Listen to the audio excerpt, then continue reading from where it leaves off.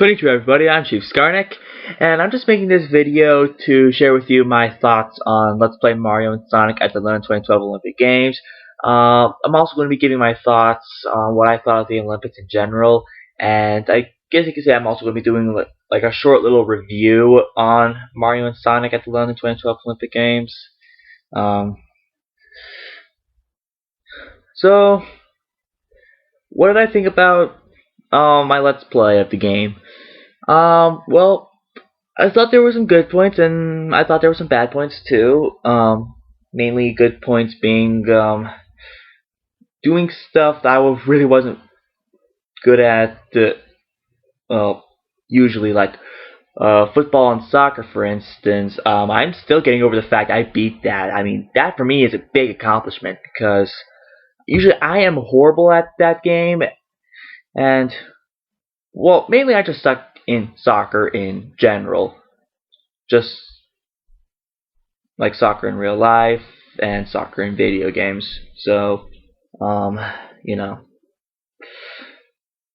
And I do understand that I really haven't been getting that much good reception about my soccer episode because I guess I just really went on a rant explaining how much I really don't like soccer, but it really is the truth. I'm sorry, I don't like soccer at all. I don't. But again, I'm just surprised that I got first in that. Maybe that game actually wasn't so bad as I thought it was, or at least in the Mario and Sonic game. I still don't like soccer in real life. And of course, some bad points. Some of my bad points were probably some of my funniest moments too. Synchronized swimming, for example, I just totally bombed at that one. I was just barely lucky enough to get third. Yeah, and beach volleyball. That wasn't a good run. Dream hurdles wasn't a good run, and you probably might remember this. I mean, you should probably already know this. London Party. That ending was just ridiculous. I was so mad. To be completely honest, that has actually happened once before. I played London Party, I guess you could say, as a practice round. This was before I even started recording. So this was on my first file of the game. That exact same thing happened. But instead of me being in third, I got in last. So that was even a bigger kick to the chest to me. So, and overall, I think that this Let's Play will go down as probably one of my more mediocre Let's Plays, I suppose, because I don't think it was too fantastic. But I do think that it's probably not going to be my worst, because I still think that Pokemon Mystery Dungeon Red Rescue Team is my worst, because it was my first. First, it rhymes. So that's probably why Red Rescue Team really wasn't my best work.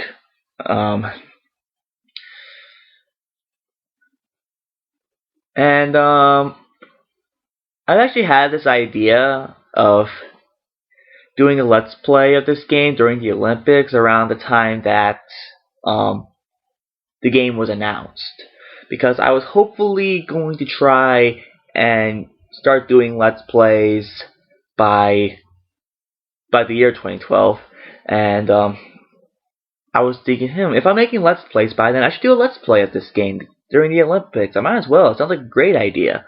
So, yeah, I've had this idea ever since the freaking game was announced. The Olympic updates in each video, I'm not gonna lie, I hated doing it. I'm sorry. Because the thing is, what I do for the updates is that, I try to watch the Olympics as much as possible. I really do. But, I don't watch all the events, and, for the most part, um, the channel that I mainly watch it on, NBC, usually mainly focuses on the American teams and not really on anything else. So there really isn't. I really can't watch every event because some of them are not really available unless I'm looking them up on the internet. Or yeah, something similar to that too. But usually what I do is that I usually plop my butt down, I watch some events, and I just take down notes. Or if I didn't have the time, or my notes aren't good enough, then I go on the internet to look them up. And my main source of information for this was Wikipedia, and I just went to the chronological summary of the 2012 games, and it was pretty resourceful for the first few days for times that I didn't watch the Olympics, because of course I have my personal life and I have work, and of course there was a recording I had to get done, and so yeah, so usually anytime I had free, I usually sat my butt down to watch the Olympics. Um, and yeah, again, it went really well for the first few days, and then getting to around um, August um, 6th or 7th, around that time period, the person who was doing the updates on Wikipedia decided like, no, I'm not gonna do it. I'm too lazy to write them up. So it took me even more work. So I had to look them up on. So I basically just had to Google day summary of the 2012 Olympics, and some of the sources I found were not very helpful. I'm not gonna lie. I mean, it was Google too, and so yeah, I had to really hunt down some of those updates. And I always try to just bring up the major ones, not really the like some of the minor ones. I only just bring up like world records and countries that usually don't win at something that did, or countries that just won their first gold, or a huge upset, or something that people already expected, or something kind of like that. So those were basically the things that I tried to look out for when looking up when making the updates. But again, I did not like doing it. Um, I'm probably not going to do anything like that for a while, or probably not at all. And um, this is going back to Mario and Sonic. And I guess right now I'm going to be giving you my quick little review about what I think of the game. This would actually be something I would post on my Chief Brandon Grant channel, but since I'm already here, I might as well explain it right here and now on my Chief Scarneck channel. Mario and Sonic at the London 2012 Olympic Games. There were some good things about it and some bad things about it.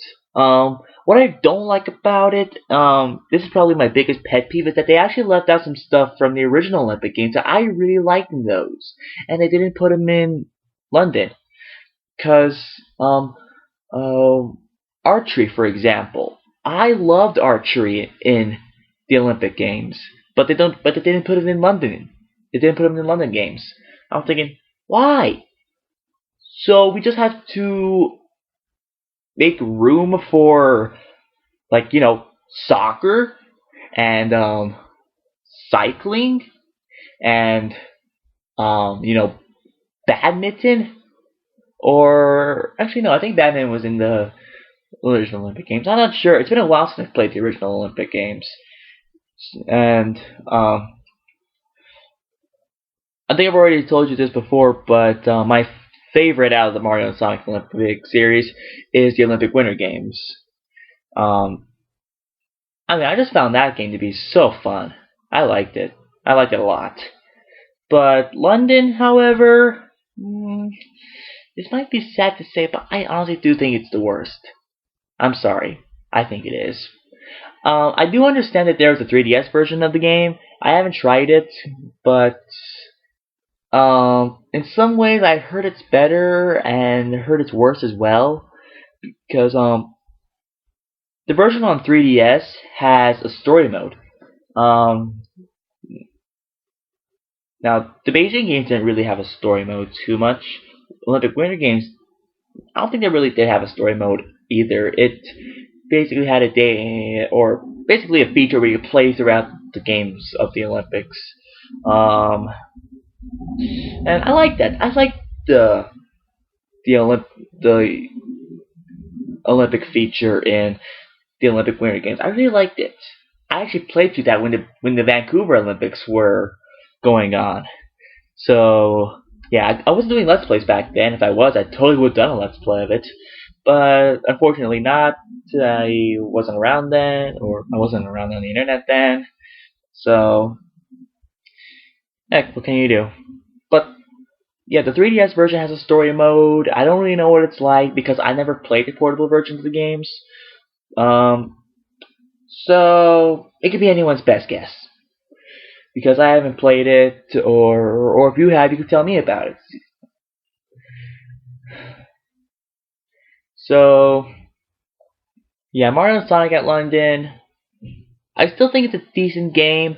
I just don't think it's as good as the other ones. That's just my personal opinion. Um, Now I'm just worried whether or not they're going to make Mario and Sonic at the Sochi 2014 Winter Olympic Games, which I don't know. They probably are. They're probably going to make it for like the Wii U. So that's basically my short little review on the game. Now I'm going to talk about the Olympics in general. What I thought of the games overall. Um, Talking about the actual events themselves, I liked them. I thought they were exciting. I thought they were tense. I mean, it had some great moments, and overall, I liked watching the events. I really did. The athletes were really good, and um, there really isn't too much I can say that was bad about the events. But the ceremonies, on the other hand, I have a little bit to say. I did not like both the opening and closing ceremonies. I'm sorry. I didn't like them. Now, um, before I really go on to explain, um, I might as well just give you a little thought about what a family member thought. My grandmother was born and raised in England, and she and I had a little conversation about the Olympics, like about the opening ceremonies and everything. She didn't like it. She did not like it. Um, like people always ask her on the street because people know she's from England. They're always like, "Oh, hey, how do you feel with the Olympics being in London? You know, it's like your home country. What do you think of it?" She said she didn't really care for it after the opening ceremony because she just thought it was just rock and roll after rock and roll after rock and roll. That was basically it. Now I understand that rock and roll was a huge part of um, English musical history, but seriously, does it really have to be every single performance? Now I do understand that there was some symphony orchestra there as well, but I'm not gonna lie, but yeah, Mr. Bean. I like Mr. Bean. I always watched him growing up. I really liked him. I like basically idolized him, and having him play through this with the London Symphony, um, to be completely honest, it was basically one of the only um decent performances of the show. And apparently they just have to have Mr. Bean in there just trying to turn into a comedy act. I mean, if they had Mr. Bean doing like anything else besides trying to ruin a symphony, then it would have been amazing. But unfortunately, they still think Mr. Bean has still some funny in him, I suppose, which I still think he does. But I don't think that's just a way to present it. I mean, I figured that Rowan Atkinson would be involved in the opening ceremony somehow. I just didn't really expect that. So yeah, the opening ceremonies, I'm not a big fan of. The closing ceremonies was even worse. I'm so sorry to say, but I did not like the closing ceremony either. I know I used to say either and either. I like switch them out every now and then. I don't know why. Again, it's just a rock and roll performance after a rock and roll performance after a rock and roll performance. Now let's compare to other closing ceremonies. 2008, Beijing, amazing. I mean, most of the closing ceremony, sure, it was basically the same thing, but there were huge multitudes of Chinese people doing traditional dances, traditional music. I mean, that's what I like. Tradition. Like old ancient traditions. Like I've always been a fan of Chinese traditions. I took a year of Chinese in high school. One of the things we actually did, we actually watched the opening ceremonies at the 2008 Olympics. But this was back in 2011 when I was in high school. Like, yeah, 2010, 2011. That was my senior year in high school. I took Chinese that year. We watched reruns of the 2008 Olympics, like the opening ceremonies and whatnot. Those were good. Those were really, really, really good ceremonies. And even Vancouver, again, going back to tradition again. It's went back to the ancient Inuit culture and basically played out legends, and that's awesome. That's really, really cool. Seriously, I'm not gonna lie. But here in London, just, you know, rock and roll performances, I don't know. I don't really think it really suited the games enough. Now, I understand that the London Olympics were trying to be a little more modern, which I understand. Um, to try and introduce kids into the Olympics because the motto of the Olympics was inspire a generation, and so I can easily see where they were going with it, but it really doesn't really have to be like rock and roll performances because, well, I'm sorry, I just find it a little unfitting. I mean, I've seen a lot of Olympics, and again, I might just be comparing this to Beijing and Vancouver, but whatever happened to going back to old ancient traditions? They didn't really um, go out and trying to explain, English history or something. Um, Now, I don't really have too many fond memories of too many ceremonies of the Olympics, like 2006 in Turin.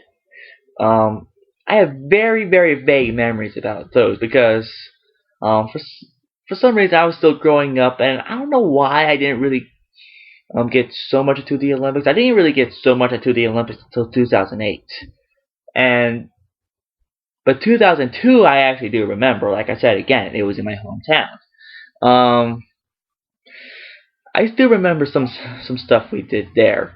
I mean, usually I usually compared the 2002 ceremonies to the 2010 ceremonies because they were both very similar by ways of Indian culture and traditions and legends. Um, but again, those are good. I like those. But with London going all modern and everything, I don't know. It just didn't really feel like the Olympics to me because the Olympics are supposed to be like this grand, epic sporting event that brings the entire world together. And the opening ceremonies is what's supposed to introduce the world to their country. That's what they're supposed to do. And if London is just going to introduce the entire world to say, oh, we love rock and roll. Rock and roll is a whole part of our English history. Then I'm not gonna lie, some of them might not even enjoy the country so well. Because when I watched the ceremonies in Beijing, it made me want to go to China. When we go to visit China and interact with the people, I still want to go to China. Or Vancouver. It really made me want to go up to Vancouver and explore what's up there, see the people and everything. But London, I don't know. If London's just going to be like this huge modern thing and usually forget about tradition, then I'm not going to want to go to London.